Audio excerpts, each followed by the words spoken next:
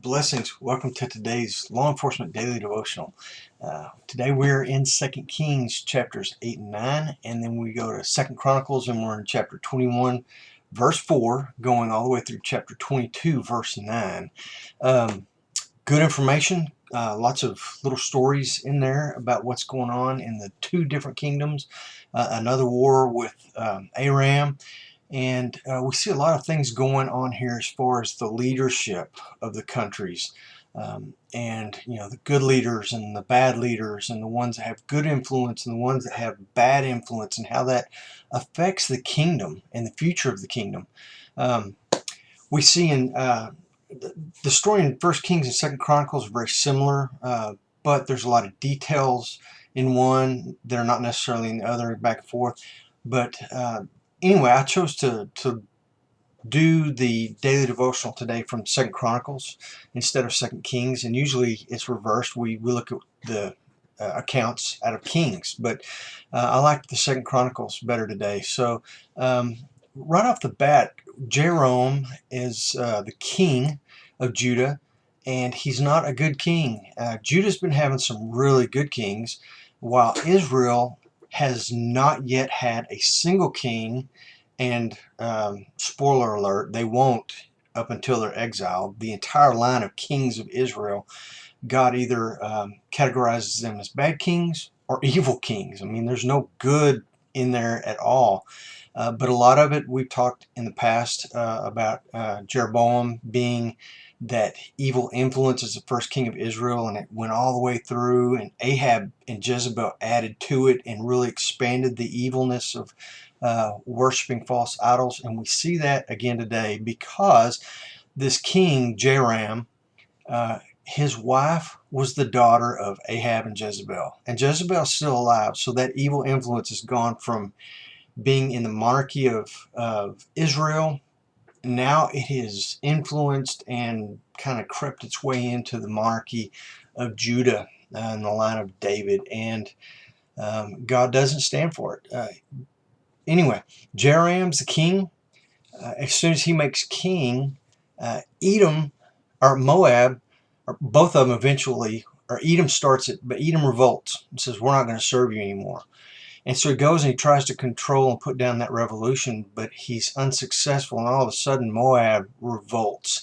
And as a king, if you can't control the rebellions, all of a sudden all the little groups that have something against you are like, well, he couldn't defeat them, he couldn't defeat them, and they start popping their heads up, and man, you got all kinds of problems.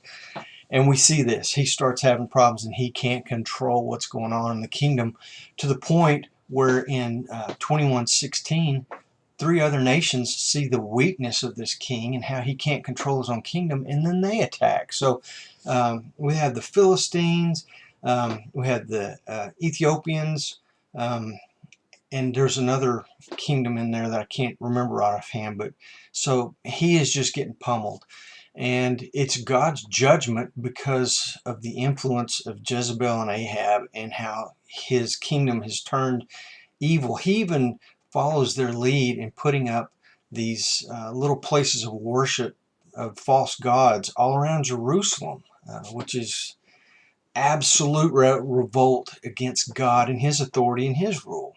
So it's so bad that when the king dies, that it says the people do not even regret it, and they don't bury him with the other kings. It's like they didn't even consider him good enough to be buried with all the kings, even though he's in the line of David.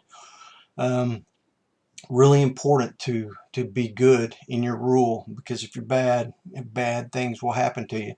The person that succeeds him is another example of bad counsel being very corrupting.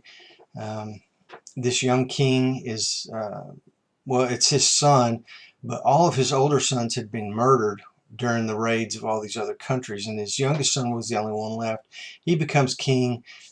He gets some really bad counsel from his mother and some other folks, and he just falls in line and is an evil king. So it's really important today for us to see this and realize that who we hang out with, who we get counsel from, is extremely important. So make sure that it's not saying you can't hang out with people who don't believe, but you hang out with them for the purpose of bringing them to a saving knowledge.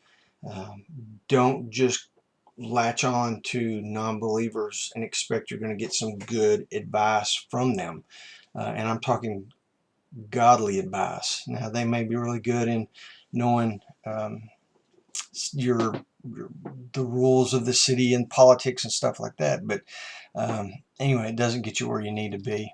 Tomorrow we're going to be in 2 Kings chapters 10 and 11, and then we're going to jump to 2 Chronicles, and we're going to pick up where we left off today in chapter 22, starting in verse 10, and we're going to read through 23, verse 21. So read ahead, find your law enforcement takeaway, and be safe. I'll see you here tomorrow.